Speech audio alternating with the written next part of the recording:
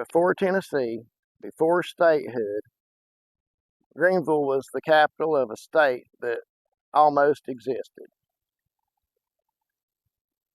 For a few years in the 1780s, this small frontier town was the beating heart of a bold experiment called the state of Franklin, America's 14th state that never existed.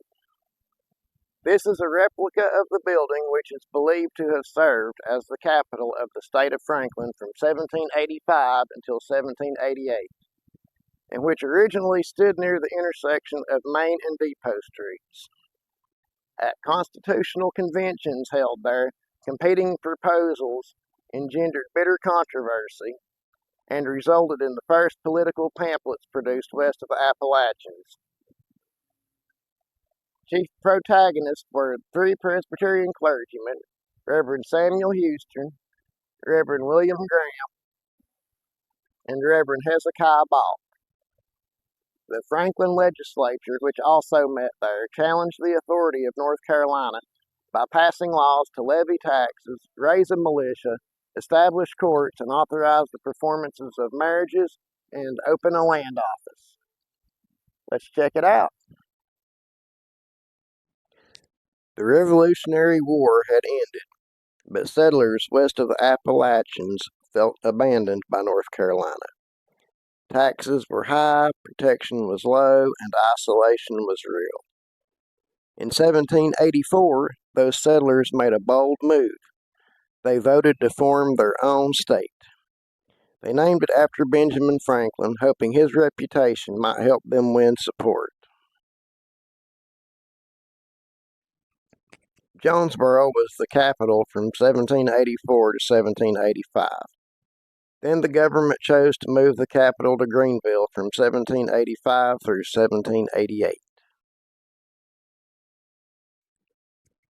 Here, John Sevier, Revolutionary War hero, was made Franklin's governor and led the new government. Laws were passed, meetings were held, treaties were attempted.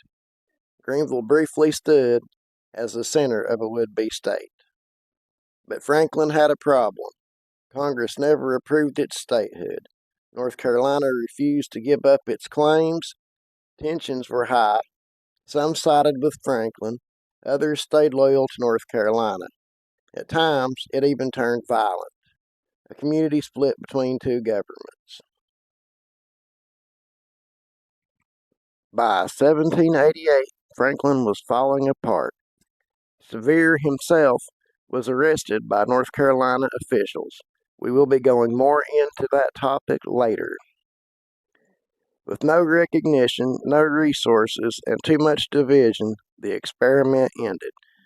The state of Franklin faded into history, and within a few years, Tennessee was born instead.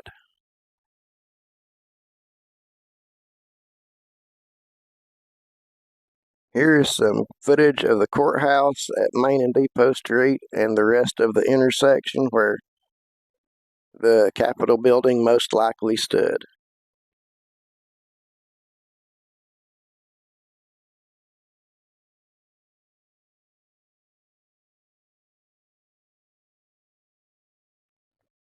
From 1785 through 1788, Greenville wasn't just another frontier town.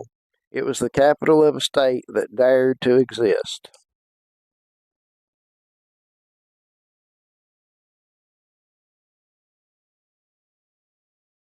The state of Franklin never made it onto any map, but its spirit of independence lives on in the people of East Tennessee. And that's the mark history made.